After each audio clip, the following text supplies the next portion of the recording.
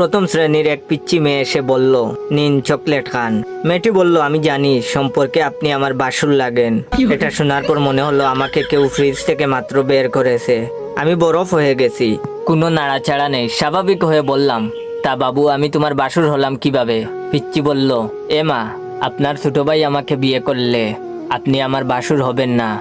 আমি বললাম, ও আচ্ছা ছোট ভাই, তার মানে তুমি রোহানকে পছন্দ করো। পিচ্চি লজ্জা লজ্জা ভাবে এনে বলল, পছন্দের পর্ব তো অনেক আগেই শেষ হয়ে গেছে, এখন তো আমরা একে অপরকে। আমি অবাক হয়ে বললাম, একে অপরকে কি? পিচ্চি বলল, কি যে বলেন, আপনাকে এসব বলা যায়? লজ্জা লাগে তো। আমি অবস্থা উত্তাল পাতাল দেখে বললাম, আচ্ছা লজ্জা যেহেতু লাগছে তাহলে থাক, বলতে হবে না, তুমি এখানে বসো, তোমার সাথে একটু কথা বলি। পিচ্চি বলল, বেঞ্চটি অনেক উঁচু, উঠতে পারছি না, একটু উঠিয়ে দেন। আমি বললাম, আচ্ছা এবার বলো তো বাবু তোমার নাম কি? পিচ্চি বলল, আমার নাম রিমি। আমি বললাম, তুমি কোথায় থাকো?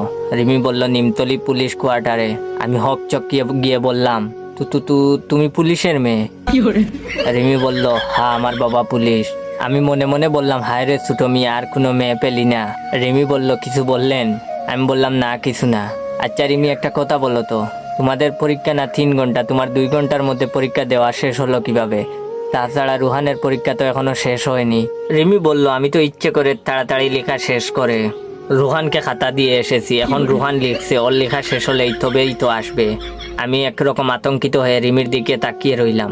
কিছুক্ষণ পর রিমি বলল, এই যে বাসুর, দেখুন না জুতার ফিটে খুলে গেছে, একটু ঠিক করে দিন তো। আমি নিজেকে সামলে নিয়ে বললাম, হ্যাঁ দিচ্ছি।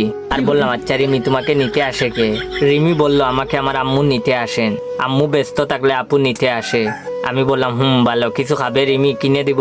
রিমি বলল, না কিছু খাবো না, সকাল থেকে অনেক কিছু খেয়েছি, আমার বয়ফ্রেন্ড রোহান কিনে দিয়েছিল, ক্যাডবেরি খেতে ইচ্ছে করছিল না, তাই তো আপনাকে দিলাম খাওয়ার জন্য। আমি আহম্মকের ভঙ্গিতে বললাম, এই ক্যাডবেরি তোমাকে রোহান কিনে দিয়েছে? রিমি স্বাভাবিকভাবে বলল, হ্যাঁ রোহান তো আমাকে অনেক কিছু কিনে দেয়, আইসক্রিম, জুস, চকলেট, অনেক কিছুই, এজন্যই তো রোহানকে আমি এত ভালোবাসি। রিমি ভালোবাসি বলে দুহাত দিয়ে চেহারা আড়াল করলো। বিষয়টি এমন যে কথাটি বলে রিমি খুব লজ্জা পেয়েছে। এবার বুঝতে পারছি, বাবার মানিব্যাগ থেকে 100 টাকা নিলে বাবা কেন আমার 200 টাকা কে নিয়েছে বলে চিল্লাচিল্লি করে। হায় রে মতিউর সাহেব, আপনার 2 ছেলে দুটোই চুর বের হলো, কি আর করবেন, সবই আপনার কপালের দোষ।